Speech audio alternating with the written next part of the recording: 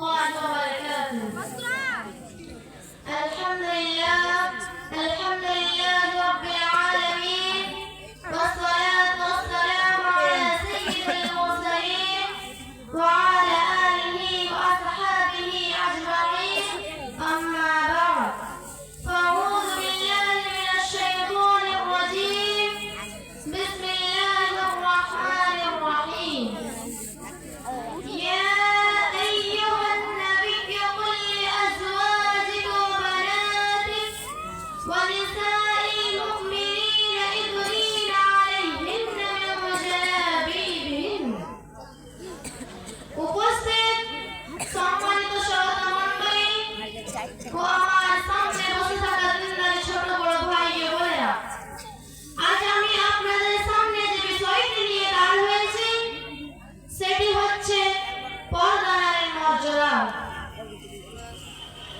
আজ এ কথা চতুর্দশী রাতের চন্দ্রন নেই উজ্জ্বল যে ইসলামের আগমনের আগে নারীদের সঙ্গে পশুদের থেকে খারাপ ব্যবহার করা হতো, নারীদের সমস্ত অধিকার কেড়ে নেওয়া হয়েছিল, তাদেরকে বাজারে জিনিসপত্র হয়ে বেচাও কেনা হতো, মানবতার শত্রুরা তাদের লালন পালনের ভয়ে তাদেরকে মাটিতে জীবিত দফন করে দিত। ইসলাম আগমনের পর ইসলাম নারীদেরকে পূর্ণ মর্যাদা দিল এবং তাদেরকে সমস্ত অধিকার ফিরিয়ে দিল এবং তাদেরকে পর্দার নির্দেশ দিল। আল্লাহ তাআলা বলেন, ইয়া আইয়ুহান নাবিয়্যু কুল লিআজওয়াজিকা ওয়া বানাতিকা ওয়া নিসাইল মুমিনিন ওয়ায়ুদনিনা আলাইহিন্না মিন জালাবিবিহিন।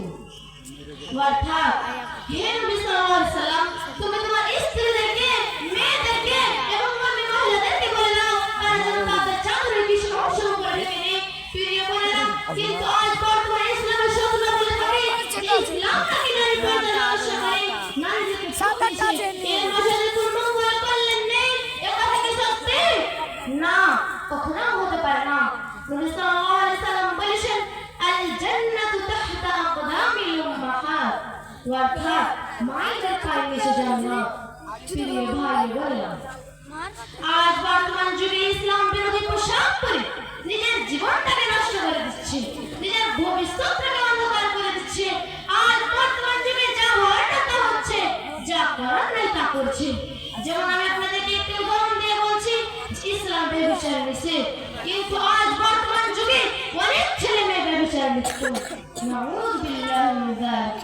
তাই রাসূল সাল্লাল্লাহু আলাইহি ওয়াসাল্লাম ছেলেদের জন্য মেয়েদের পোশাক এবং মেয়েদের জন্য ছেলেদের পোশাক পরিধান করা হারাম করে দিয়েছেন।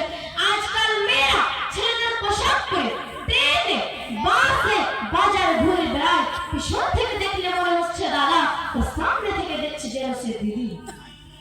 আজকাল আমরা কি পছন্দ করি? আশা করি সকলেই সেটা ভালো মনে করি। আপনাদেরকে সংক্ষেপে বলছি, যেমন কাঁটা লাগা ফুল, চুড়ি, sari, churidar, Paul dress, Romeo গেঞ্জি, জিন্স প্যান্ট ইত্যাদি। তাহলে বলুন, আমাদের কিছু লজ্জা শরম আছে কি? সেটা আমরা হারিয়ে ফেলেছি। নবী সাল্লাল্লাহু আলাইহি সাল্লাম বলেছেন, আল হায়াউ শুবাতুন মিনাল ঈমান, যে হায়া হচ্ছে ঈমানের একটি অঙ্গ। যার মধ্যে হায়া বলে কিছু নেই তার মধ্যে ঈমান নেই, আর যার মধ্যে ঈমান নেই তার জন্য জান্নাত নেই। নবী সাল্লাল্লাহু আলাইহি সাল্লাম বলেছেন, عن أبي هريرة قال قال رسول الله صلى الله عليه وسلم الحياء من الإيمان والإيمان في الجنة والبلاء من الجفاء والجفاء في النار। অর্থাৎ আবু হুরায়রা রাদিয়াল্লাহু আনহু বলেন, রাসূলুল্লাহ সাল্লাল্লাহু আলাইহি ওয়াসাল্লাম বলেছেন যে হায়া ঈমানের একটি অঙ্গ, আর অপছন্দনীয় কর্ম হচ্ছে অন্যায়, আর অন্যায়ের স্থান জাহান্নামে। প্রিয় বোনেরা, আপনারা জানেন যে আল্লাহ তাআলা আমাদের শুধুমাত্র তার ইবাদতের জন্য সৃষ্টি করেছেন। আল্লাহ তাআলা বলেন, ওয়া মা খালাকতুল জিন্না ওয়াল ইনসা ইল্লা লিয়াবুদুন, অর্থাৎ আমি জিন ও ইনসানকে শুধুমাত্র আমার ইবাদতের জন্য সৃষ্টি করেছি। আমরা যদি তার ইবাদতই না করি তাহলে আমরা পথভ্রষ্ট। আপনাদেরকে একটি উদাহরণ দিয়ে বলছি যে কলমকে সৃষ্টি করা হয়েছে লেখার জন্য, কিন্তু কলম যদি বলে আমি লিখবো না, চুপ করে থাকবো, তাহলে সেই কলমের কোনো দাম আছে? সেটা বেকার, তাকে ফেলে দেওয়া হবে। তেমনি আল্লাহ আমাদের সৃষ্টি করেছেন, তার ইবাদত যদি না করি তাহলে আমরা মানুষের বেকার।